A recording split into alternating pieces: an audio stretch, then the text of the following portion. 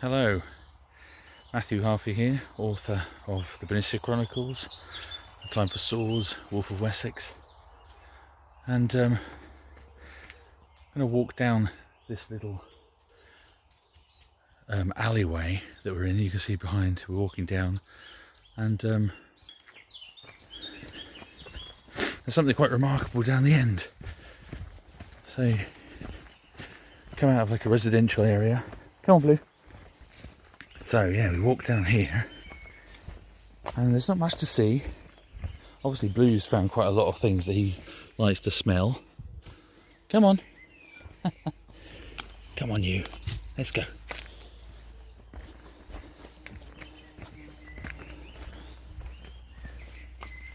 There's lots of things around here that you like to eat and nibble, aren't there? Come on. Come on. Let's go down. And you see at the end, we come to a little stream with a little bridge over it. Blue, this way. This way, Blue. And as if by magic, through the gate, we're out. Here we are in the Newlands Valley, surrounded by fells.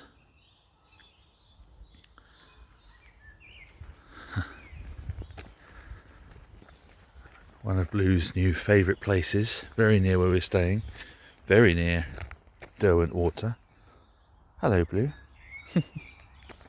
Come on. It's incredible.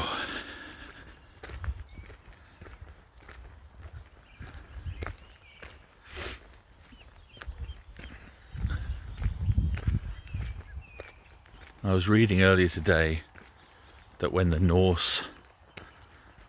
Vikings settled in Cumbria, they found the land wooded, forested, and they deforested the valleys and settled the valleys, built farms, and you're now left with these amazingly fertile valleys that not only fertile and prosperous since the time of the Vikings, I'm sure, but also incredibly beautiful.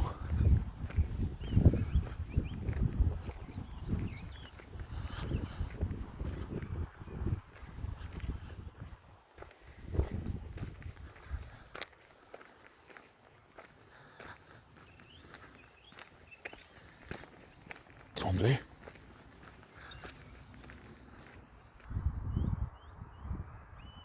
So that is Swinside. It's the name of that fell. 244 metres apparently. Over there, I think that's Barrow. And over that way in the distance there, I think that's Catbells. And I went up Catbells a couple of days ago, almost to the very summit. It's about 450 metres or something. Oh, pheasants there. So it's quite a lot higher than this one, than Swinside. Shouldn't be too difficult really to get to the top, and we got almost to the summit, but it was incredibly windy. I mean, it's so windy that somebody lost their glasses, got ripped out off their face when we were there, and when I was trying to take photos, I could feel, almost losing my phone, and my wife actually got blown over a couple of times. Didn't get really badly hurt, but it was so strong that the wind would catch in your clothes and pull you over. And so when we got right close to the summit, it just felt a little bit like it was I don't know what we were trying to prove. So I decided that I'd turn around and come back before we got to the very top, because the thought of falling down and breaking my neck on the first day of the holiday didn't seem like a great idea. So anyway, it was good. It was interesting and nice and beautiful views from up there. It was an experience, but yeah, the wind was something else.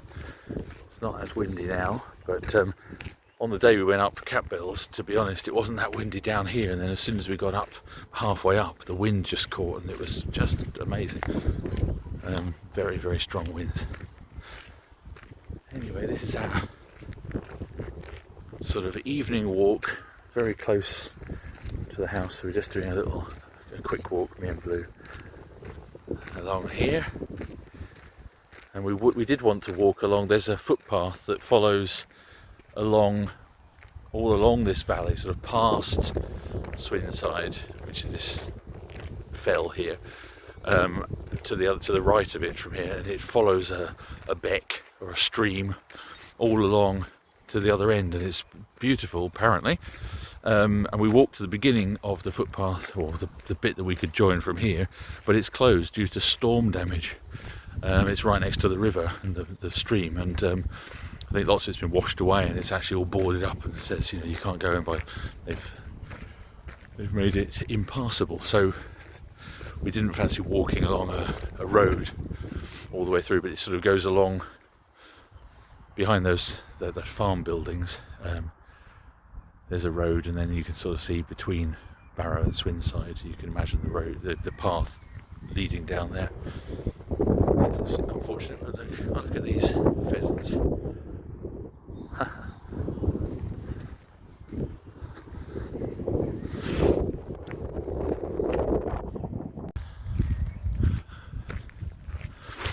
We're on our way back now,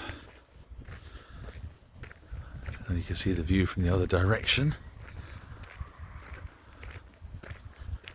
I don't know how clear the sound is, but it's getting a bit windy now. I said just now that it wasn't as windy, and it's not at all as windy as it was the other day, but there's a little bit of wind, a little bit of breeze picking up.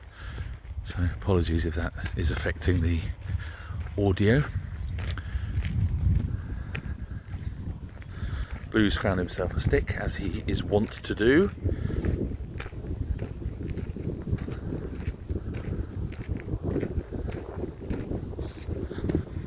I can imagine that this wind is going to make the audio a little bit choppy, so apologies. Blue does love a stick. Shall we throw the stick for you, Blue? Shall we throw the stick for you?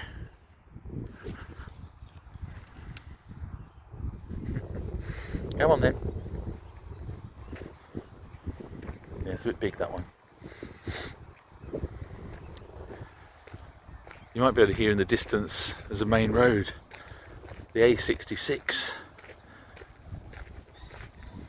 It goes along here, so it's not very far away. It's quite weird. You feel you're in the countryside in the middle of nowhere, really.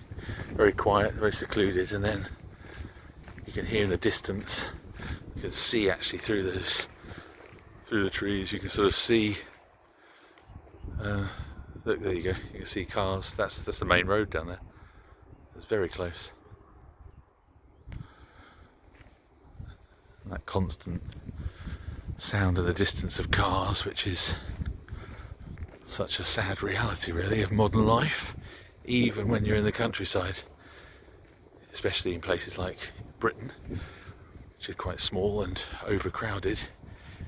Even in the quiet places, which I think is one of the reasons why people like walking up to the top of these fells, out of the range of streets and cars and roads.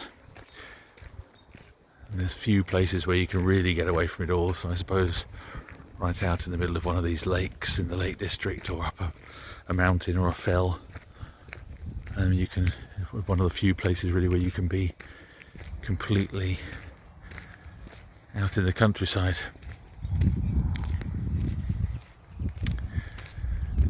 Anyway,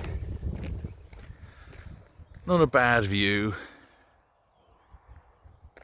not a bad place to walk the dog of an evening, is it?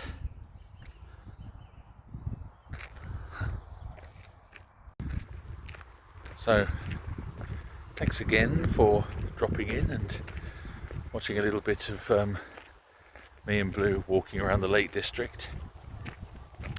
If you want to keep up with the videos, then subscribe to the channel, click the notifications bell and all of that stuff, so that you don't miss any of my videos. I'll talk about history and my wanderings around and my writing and anything else that comes to mind, and quite often interview interesting writers as well.